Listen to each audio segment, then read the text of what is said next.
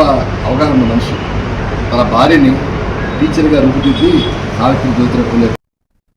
బాపట్ల జిల్లాలో జ్యోతిరావు పూలే జయంతి సందర్భంగా మాజీ ఎమ్మెల్యే కోన రఘుపతి మాట్లాడుతూ అభివృద్ధి సాధించాలన్నా సమాజంలోని అసమానతలు తొలగాలన్నా విద్య అత్యంత ముఖ్యమన్నారు. ముఖ్యంగా బాలికల విద్యకు పూలే ఎంతో ప్రాధాన్యం ఇచ్చారని, సమాజ మార్పుకు అది దోహదపడుతుందన్నారు. అలాగే అంబేద్కర్ కూడా పూలే ఆలోచనలను స్ఫూర్తిగా తీసుకున్నారని పేర్కొన్నారు. ఈ కార్యక్రమంలో వైసీపీ నాయకులు పాల్గొన్నారు. కొనసాగించాల్సిన అవసరం ప్రతి ఒక్కరి మీద ఉంది. వాటిని మనం జ్ఞాపకం చేసుకోవాలంటే మొట్టమొదటిసారిగా అంటే రాజ్యాంగం కూడా ఏర్పడకము బాబాసాహెబ్ అంబేద్కర్ కూడా ఒక రకంగా పూలే స్ఫూర్తిగా వారు ప్రత్యేకంగా చదువు అనేది చాలా ముఖ్యం.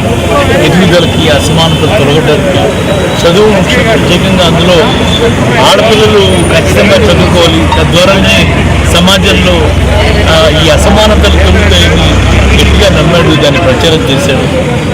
ఆ క్రమంలోనే బాబాసాహెబ్ అంబేద్కర్ ఆయన రాజ్యాంగంలో కూడా పలు సందర్భాల్లో విద్యకున్నటువంటి ప్రాధాన్యతని, అవసరాన్ని వారు ప్రస్తావించడం జరిగింది. దానికి స్ఫూర్తిదాయకం పూలే గారు.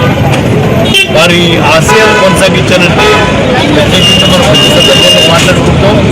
సమానటువంటి అవకాశాలు ప్రతి వాళ్ళకి అసమానతలు తొలగాలి.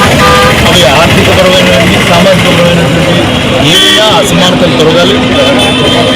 మరి లింగభేదం లేకుండా మహిళలు, పురుషులకు సమానమైనటువంటి గౌరవం దక్కే విధంగా, సమానంగా సమాజంలో గౌరవం పొందే విధంగా మనం ముందుకు తీసుకువెళ్తే తప్పకుండా ఈ సమాజం ముందుకు వెళ్తుంది.